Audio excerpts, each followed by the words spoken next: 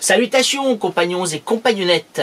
Aujourd'hui, nous allons reprendre la traque du Bismarck là où nous l'avions laissé. C'est-à-dire que le 23 mai, en tout début de matinée, alors que la nuit est encore là, le Bismarck a coulé le HMS Hood.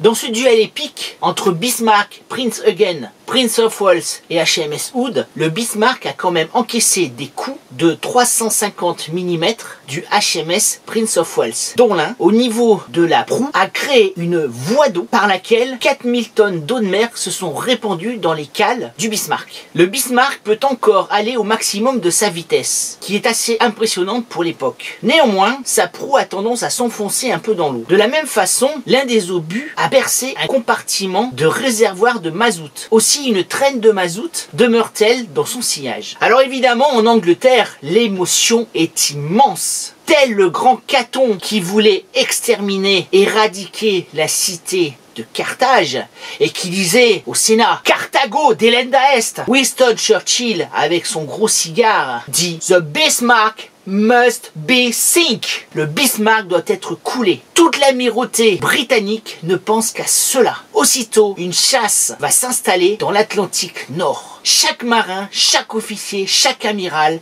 veut venger la mort de ses camarades du HMS Hood. Le Bismarck représente le renouveau et le modernisme de la Kriegsmarine. C'est un navire qui reprend à son compte toutes les dernières technologies pour l'artillerie, les moteurs et les conduites de tir. Ce sera important pour la suite. Comme je l'ai déjà dit, son artillerie, qui est composée de 8 canons de 380 mm, lui permet de tirer 3 coups par canon par minute contre 2 dans la plupart des cuirassés anglais. Ce bateau fait peur à toute l'amirauté britannique et à Winston Churchill lui-même. Il faut absolument s'en débarrasser, car il restera toujours une menace pour la Home Fleet, c'est-à-dire la marine de guerre anglaise, comme le triste sort du HMS Hood l'a bien prouvé. Alors, toute la marine de guerre anglaise va participer à la curée. Des dizaines de navires sont lancés à sa poursuite. Par exemple, la flotte de l'amiral Tovey avec le HMS King George V, le sister ship du Prince of Wales, le cuirassé HMS Ramillies, les croiseurs London et Edinburgh. Il y a aussi la force H que l'on a rappelée de Méditerranée. La force H, c'est celle de l'amiral Somerville, celle qui a malheureusement coulé les navires de la rade de Mercel-Kébir le 3 juillet 1940. Du cuirassé HMS Renon et du croiseur lourd HMS Sheffield, ainsi que de nombreux destroyers. Le cuirassé HMS Revenge a appareillé d'Halifax. Le cuirassé HMS Rodney, qui accompagnait le paquebot de transport de troupes britannique, a été dérouté pour lui aussi participer à la curée. En tout, ce sont 2 porte-avions, 6 cuirassés,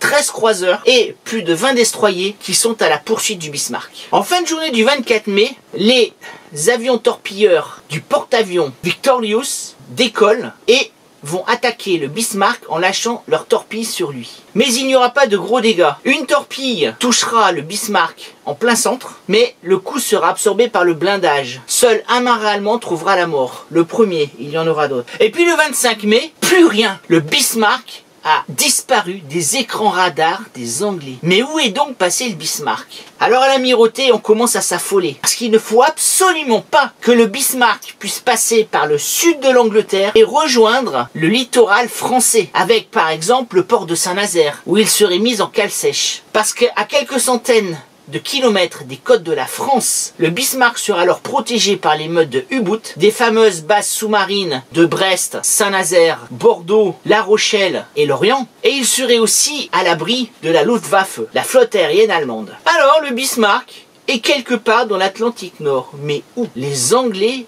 veulent le savoir. Ils vont lancer des patrouilles partout, parce qu'en définitive, l'amiral Lotion, donc qui est le chef d'escadre à bord du Bismarck, a eu une idée formidable. Il a entrepris une manœuvre très audacieuse. Alors qu'il était encore suivi par les croiseurs lourds Norfolk et Suffolk de l'amiral Wake Walker, il a fait ce que les Russes vont appeler pendant la guerre froide de la manœuvre d'Ivan le Fou. Si vous avez vu le formidable film À la poursuite d'Octobre Rouge, vous savez que les Russes, lorsqu'ils étaient coursés par un sous-marin d'attaque américain, ou qu'ils pensaient l'être, faisaient une manœuvre qui consistait à faire tourner le sous-marin à 380 degrés sur lui-même pour faire face à un éventuel suiveur. Lotion va faire pareil. Il va donc dérouter le Bismarck à son tribord, donc faire un grand virage sur sa droite, vers l'ouest. Il va faire le tour en prenant bien du champ de ses poursuivants Norfolk et Suffolk et il va se retrouver sur leur bâbord, c'est-à-dire à gauche. Et ainsi, il échappe à leurs écrans radars. Alors les Anglais lancent leurs appareils de reconnaissance à partir du porte-avions Victorious et ils attendent avec impatience l'arrivée du porte-avions Ark Royal de la force H de l'amiral Somerville. À ce moment-là, ils pensent qu'avec un nombre suffisant d'avions, on pourra retrouver le Bismarck. Mais en attendant, aucune trace. Et puis le miracle, un message est intercepté par les stations d'écoute du sud de l'Angleterre. Il est en allemand et il est probablement envoyé par le cuirassé Bismarck. Aussitôt, par trigonométrie, les Anglais vont retrouver sa trace. Alors que s'est-il passé à bord du Bismarck?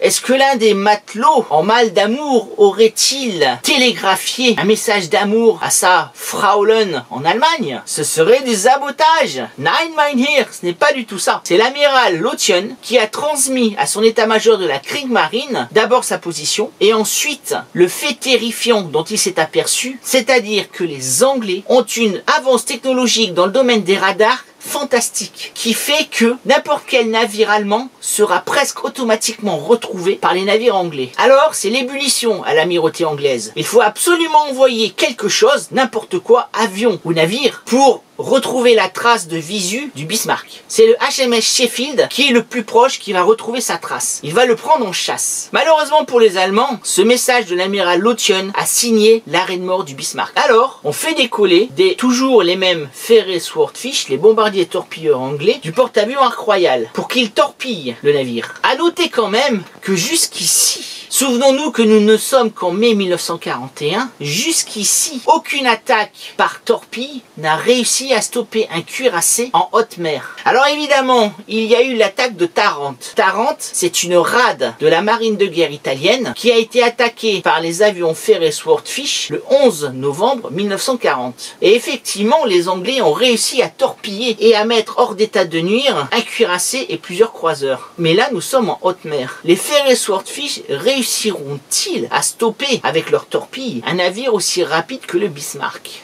Ce qui est amusant dans cette histoire, c'est que, comme je vous l'ai déjà dit, le temps est extrêmement mauvais en Atlantique Nord en ce mois de mai 1941. Et les pilotes des Swordfish vont faire une confusion qui aurait pu être dramatique. En effet, ils ont identifié un navire comme étant le Bismarck. Or, ce navire, c'est le HMS Sheffield. Mais ils vont avoir de la chance. Je vous avais dit que le facteur chance, que la destinée entrait beaucoup en ligne de compte dans cette histoire. Le Sheffield ne sera pas touché par les torpilles, tout simplement parce que les Anglais ne s'étaient pas aperçus que leur nouveau modèle de détonateur était mal réglé et que les torpilles explosaient en entrant dans l'eau. Alors ils vont remédier à ce problème pour pouvoir enfin en finir avec le Bismarck. Nous sommes donc le soir du 25 mai 1941 et le Bismarck court toujours. Alors, une nouvelle attaque de Swordfish réussira-t-elle cette fois-ci à le stopper définitivement? Eh bien, il faudra suivre ma chaîne et le prochain épisode de la traque du Bismarck. Voilà, j'espère que cette vidéo vous a plu.